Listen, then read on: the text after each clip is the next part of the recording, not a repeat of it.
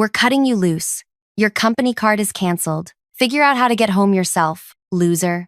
I read the text message 3 times, standing in that Buenos Aires hotel lobby. The marble floor under my feet felt more solid than anything else in my life at that moment. My boss's words glowed on the small screen in my hand. Each letter was a tiny knife. I didn't cry. I didn't throw my phone. I just stood there while people walked past me speaking Spanish and dragging their luggage and living their normal lives while mine was ending. I typed back slowly, carefully. Thank you for letting me know. Then I sat down on a cushioned bench near the entrance and tried to remember how to breathe. Let me go back. Let me tell you how I ended up here, thousands of miles from home, holding $40 in my wallet and a text message that basically said I was worthless. My name is Ria. I'm 32 years old. I have a 6-year-old daughter named Ivy, who still sleeps with the stuffed rabbit I gave her when she was born. Her father left when she was 2 months old, said he wasn't ready to be a parent, so it's just been us, me and Ivy, against everything. I started working at Belmar Goods 4 years ago. They made luxury handbags, the kind that cost more than my monthly rent. I wasn't a designer or anything fancy. I was a buyer coordinator. That meant I found people who could supply the materials we needed: leather, hardware, fabric, anything the designers asked for. The job paid enough to keep us fed and housed, not much more. But I was good at it, really good. I could talk to suppliers in different countries and make them understand what we needed. I learned bits of different languages. I asked about their families. I remembered their children's names. That's how you build trust.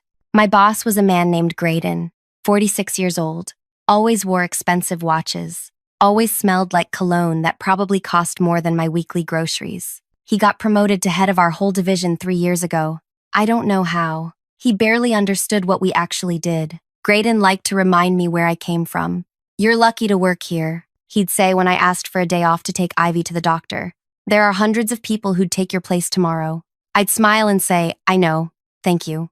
What else could I say? I needed that job. Ivy needed food and clothes and school supplies. So I swallowed everything, every insult, every dismissal, every joke he made about how I talked or how I dressed or how I didn't understand business the way he did. 2 months ago, Graydon called me into his office. We have a problem, he said. Our leather supplier in Argentina, the one who provides everything for our spring line, they're threatening to walk away. Why? I asked. How should I know? You're the one who talks to these people. He said it like I was a translator, not someone who actually negotiated terms and built relationships. I'll reach out to them, I said. I contacted the supplier that afternoon. His name was Eduardo. He ran a family business outside Buenos Aires. 3 generations making the finest leather I'd ever touched. Soft, but strong, beautiful. Eduardo was frustrated. Your company treats us like we are machines, he told me during our conversation. Last month, they wanted to pay us less. This month, they want faster delivery. They never ask if we can do this. They just demand. I understand, I said.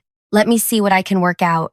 I spent the next week putting together a proposal. Better payment terms, realistic delivery schedules, a guarantee of consistent orders so Eduardo could plan ahead. Things that made sense for both sides. Graydon barely looked at it. Just go there, he said. Go to Argentina and fix this. Make them happy. That's your job. When? I asked. Next week. You'll be there for 3 weeks. Maybe a month. However long it takes. My heart dropped. That's a long time. My daughter. Your daughter has family, doesn't she? Friends? Figure it out, Ria. This is your job. Ivy cried the night before I left. She held onto my waist and said, Don't go, Mommy. Please don't go. I knelt down and held her small face in my hands. I have to go to work, baby. Just for a little while. Aunt Priya is going to stay with you. You love Aunt Priya. But it's my birthday soon, she whispered. I felt something break inside my chest. I know. I'll be back before your birthday. I promise. I didn't keep that promise. I arrived in Buenos Aires on a Tuesday. The city was loud and alive and completely overwhelming. I took the cheapest taxi I could find to a hotel that Graydon's assistant had arranged. It was fine. A little worn, but clean. I met Eduardo the next day at his workshop. It wasn't in the city. I had to take a bus for almost an hour to reach it. The building was old, but well kept. Inside, workers were stretching and treating leather. The smell was sharp and earthy. Eduardo was 63 years old with gray hair and strong hands. His wife, Lucia, managed the administrative side. She brought me tea and pastries while we talked. "Tell me what you need," Eduardo said. "I need you to keep working with us," I said honestly. "But I also need you to tell me what's not working for you." We talked for hours that first day. About prices, about schedules, about respect. That last word kept coming up. Respect. "Your boss," Eduardo said carefully. "He speaks to us like we are nothing, like our work means nothing." "I know," I said quietly. "He speaks to me the same way." Eduardo's wife looked at me with something like sympathy. "Then, why do you stay?" "Because I have a daughter to feed," I said. She nodded. She understood. Over the next 2 weeks, I built something with Eduardo and his family. Not just an agreement, a real relationship. We negotiated terms that worked for everyone. I explained what the company needed. He explained what his workers could actually do. We found middle ground. Eduardo started insisting on something unusual. "I want you to be the person we deal with," he said. "Not your boss. Not anyone else. You." "I'm not in charge," I said. "I'm just the coordinator." "Then we make you in charge of this arrangement," he said firmly. "Every agreement goes through you. Every change must be approved by you. Otherwise, we don't work with Belmar anymore." I didn't understand why at the time. I thought maybe he just liked working with me better than Graydon. Later, I realized he saw something I didn't see yet. He saw that Graydon was using me, taking my work and pretending it was his, and Eduardo wanted to protect what we were building together. Back home, Graydon would message me at odd hours. "Where are we with the contract? When is it signed? What's taking so long?" I'd explain that building trust takes time, that rushing would ruin everything. He'd respond with things like, "I don't need excuses. I need results." Once, Graydon insisted on joining one of my conversations with Eduardo through an internet call. It was a disaster. Graydon interrupted constantly, made jokes that didn't translate, treated Eduardo like he was stupid. After Graydon left the conversation, Eduardo said to me, "That man doesn't respect anyone but himself." "I'm sorry," I said. "Don't apologize for him," Eduardo said. "You are not him." Ivy's birthday came and went. I sent her presents. I made a video message singing happy birthday. My sister Priya told me. Ivy cried when she opened them. "She just wants you home, Ria," Priya said. "I know," I whispered. "Soon." Finally, after 3 weeks, we had everything ready. A full agreement, terms that made sense. A partnership that would bring Belmar Goods $12 million worth of materials over 2 years. Enough leather to fill their spring collection and beyond. Eduardo's family would benefit. The company would benefit. Everyone would win. The signing was scheduled for a Thursday morning. Eduardo wanted to do it properly. With his whole family present, he treated it like it meant something. I was proud of what I'd built. Genuinely proud. For once in my life, I felt like I'd done something that mattered. Something bigger than just surviving. That Wednesday evening, I was in the hotel lobby checking if I had everything ready for the next day when my phone buzzed. The message from Graydon appeared. "We're cutting you loose. Your company card is canceled. Figure out how to get home yourself, loser." I stopped breathing. I read it again, then again. No explanation, no warning, just those words. I checked my card. He wasn't lying. It had been canceled. I had $40 in my wallet. My return flight was booked for next week, using the company's travel account. I didn't know if that was canceled too. I was stranded, in a foreign country, after 3 weeks of work, after giving up my daughter's birthday, after eating cheap street food to save the company money, after sleeping in bargain hotels and taking buses and doing everything they asked. And Graydon called me a loser. My fingers moved on their own. "Thank you for letting me know." I didn't know what else to say. My mind was blank, empty. Before I continue further, I want to say thank you for listening to my story. I know these things are hard to hear. Sometimes they're hard to tell. But I appreciate you being here, wherever you are in the world right now, whether you're driving, or cleaning, or just sitting somewhere quiet. Thank you. Now, back to the story. I sat on that bench for maybe an hour, maybe more. People walked past. The hotel staff glanced at me sometimes, but didn't say anything. I kept thinking about Ivy. How would I get home to her?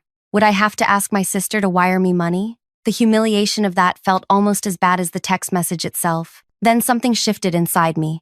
Not anger exactly, Something colder, clearer. I looked at my bag. Inside was a folder with the unsigned agreement, the one worth $12 million, the one that would save Belmar's entire spring season, the one Eduardo refused to sign with anyone except me.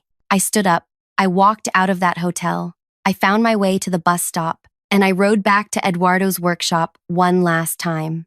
It was dark by the time I reached the workshop. The lights were still on inside. Eduardo and Lucia were finishing up paperwork for the next day's signing. They looked surprised when I walked in. "Ria," Eduardo said, "is everything all right? You look—" "They fired me," I said. The words came out flat. "Matter of fact, my boss. He sent a message this evening, said they're cutting me loose. He canceled my company card, told me to find my own way home." Lucia's hand went to her mouth. Eduardo's face went hard. "After everything?" he said quietly. "After 3 weeks? After you worked so hard?" "Yes." "Where are you staying tonight?" "The hotel. I have enough cash for maybe 2 more nights. Then I'll figure something out." Eduardo exchanged a look with his wife. They had one of those conversations married people can have without speaking. Then he turned back to me. "The signing tomorrow," he said. "What do you want to do?" That was when I realized something. Eduardo wasn't asking if the signing would happen. He was asking what I wanted to happen. "What do you mean?" I asked. "This agreement," he said, gesturing to the papers on the workbench. "It's written with your name. You are the contact person. You are the one who approves everything. The company must deal with you to get our leather. That's what we negotiated. But I don't work there anymore." "Exactly," Eduardo said. "So, why would I sign with them?" The weight of what he was saying hit me slowly. The agreement wasn't just about me being a contact person. It was legally binding. Eduardo had insisted on language that made me the required point person for the entire partnership. Without me, there was no deal. "They'll send someone else," I said. "They'll try to renegotiate." "Let them try," Eduardo said. "I won't speak to them. My family won't speak to them. We built this relationship with you, not with that man who disrespects us. You." "But what about the other company?" I asked. "The one that contacted you last month?" Eduardo smiled. It wasn't a happy smile. It was something else. Something sharp. Aurora Lux. "Yes. They've been calling us for almost a year, offering better prices, better terms. We always said no because we had an understanding with Belmar. But now," he shrugged. "Now Belmar has broken that understanding." "You'd really walk away from $12 million? I asked. "The money isn't walking away," Lucia said gently. "It's just walking to someone else, someone who treats people properly." I felt something loosening in my chest, something that had been tight for so long I'd forgotten it was there. "There's something else," Eduardo said. "Aurora Lux asked us last month if we knew anyone who could coordinate their international buying, someone who understands materials and suppliers, someone with connections." He paused. "I have someone in mind now." He meant me. "I can't," I said automatically. "I need to get home. I need to find another job. You need to stop letting people treat you like you're worthless," Eduardo said firmly.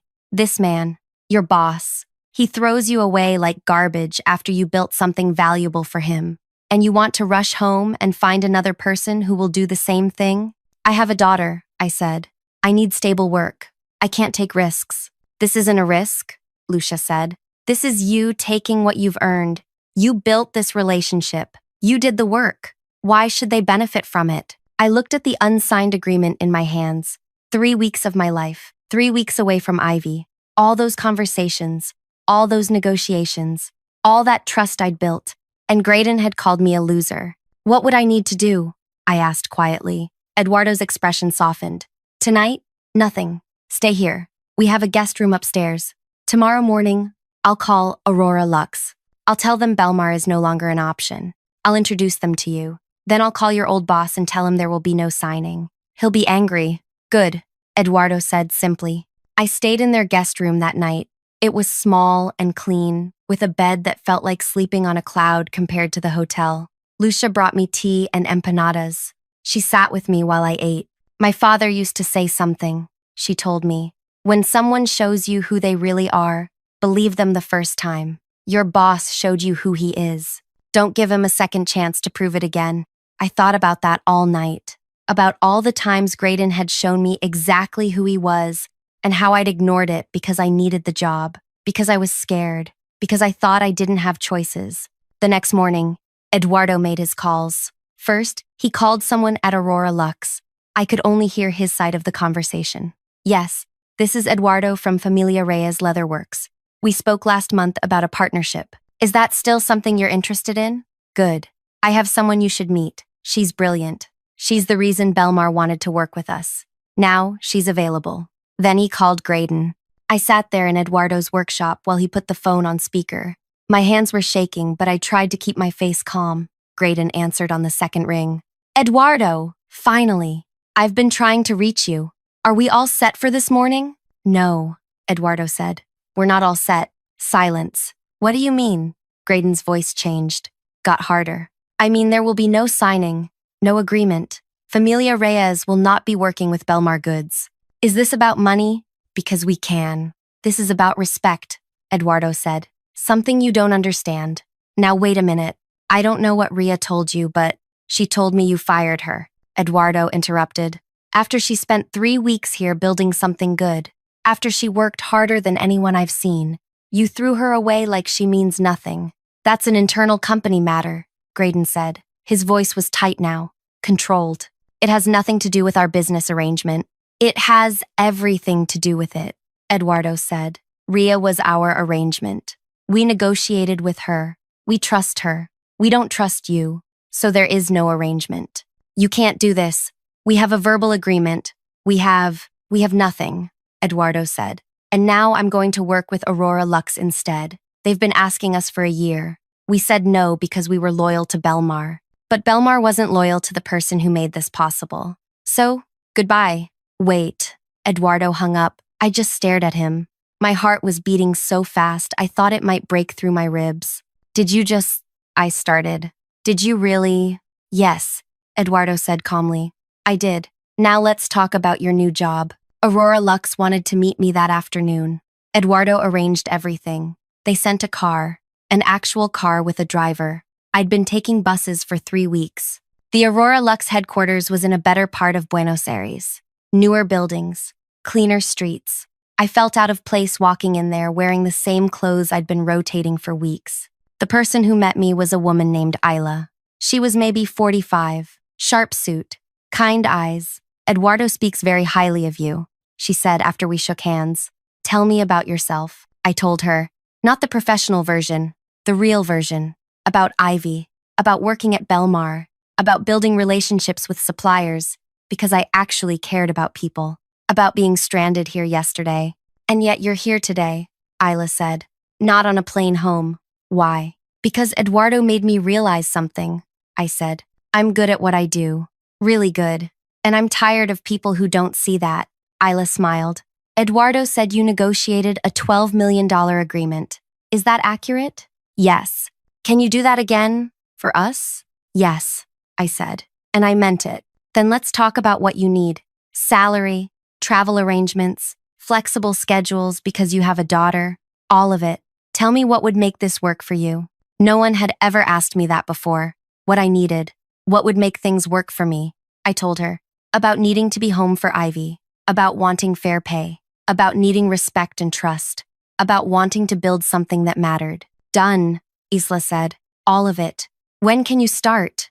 I need to get home first, I said. See my daughter. Explain what's happening. Then I can come back. We'll arrange your flight. Today, if you want. When you're ready to return, we'll cover everything. Housing, transportation, whatever you need. I left that meeting feeling like I'd stepped into someone else's life. Someone who got treated like they mattered. My phone started ringing that evening. Graydon. Over and over. I didn't answer. Then he started texting. What did you tell Eduardo? You sabotaged us.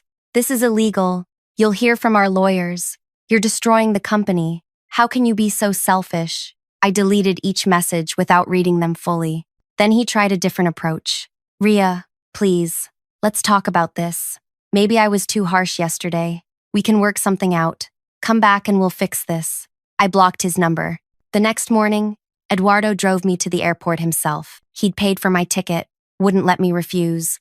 You earned this, he said at the departure gate. You earned respect. You earned trust. You earned a good job. Don't let anyone tell you otherwise. Thank you, I said. It felt insufficient. Those 2 words couldn't hold everything I was feeling. Go see your daughter, he smiled.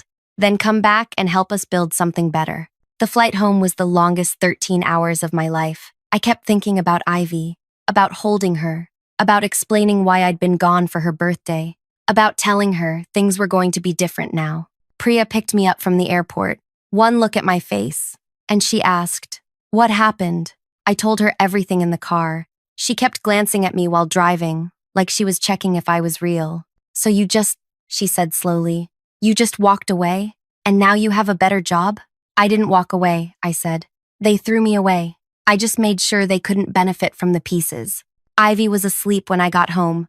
I went to her room and sat on the edge of her bed. She looked so small, so peaceful. I brushed hair from her face and she stirred. "Mommy?" Her eyes opened, then went wide.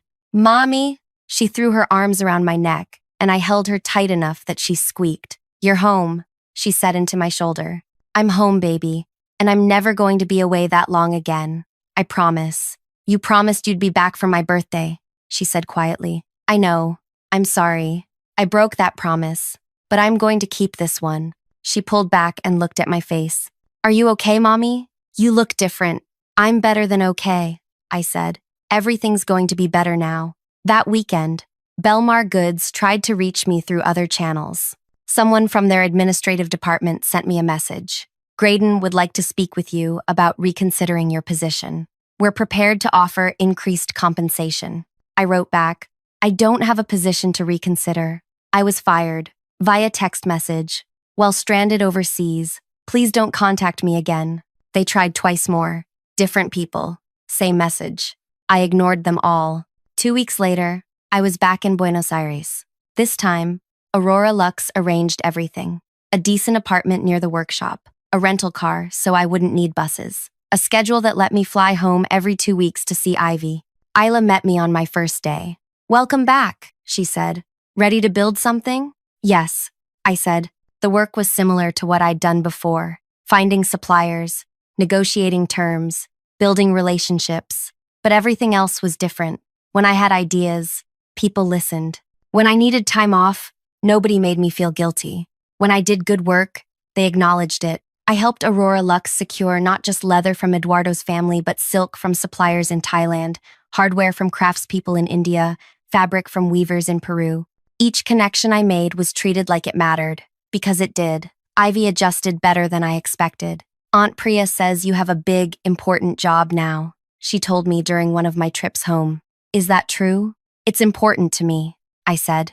"But you're more important. That's why I come home so much." "I like that you come home," she said simply. "And I like when you bring me those cookies from the airplane." 3 months after I started working with Aurora Lux, their spring collection launched. Every piece was made with materials I'd sourced. The handbags were beautiful, elegant, the kind of quality that makes people stop and stare. They sold out in 2 weeks. Fashion writers started calling it the collection of the year. Aurora Lux became the name everyone was talking about. Orders flooded in from stores that had never carried their products before. Isla called me into her office after the numbers came in. "Do you know what you've done?" she asked. "I just did my job," I said. "You built us an empire," she said.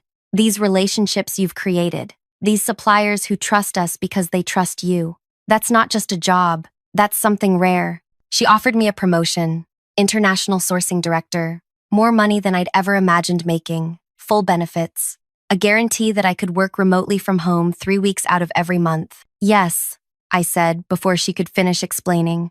"Yes, to all of it." That evening, I called Eduardo to share the news.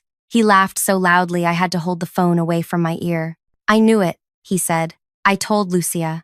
That woman is going to change everything. And look at you now. I couldn't have done it without you," I said. "You did it yourself," he corrected gently. "I just gave you a chance to show what you could do. You did the rest." Meanwhile, Belmar Goods was collapsing. I didn't seek out this information. I didn't go looking for satisfaction. But news travels in small industries. People talk, suppliers share stories. I heard things. Without Eduardo's leather, Belmar couldn't fulfill their spring orders. They tried finding other suppliers, but nobody could match the quality. The handbags they produced were inferior. Retailers started returning them. Customers complained. Stores that had committed to carrying Belmar's spring line canceled their orders. Some demanded refunds for the poor quality products they'd already received. The company's reputation tanked. Fashion blogs that had praised them for years started writing critical pieces.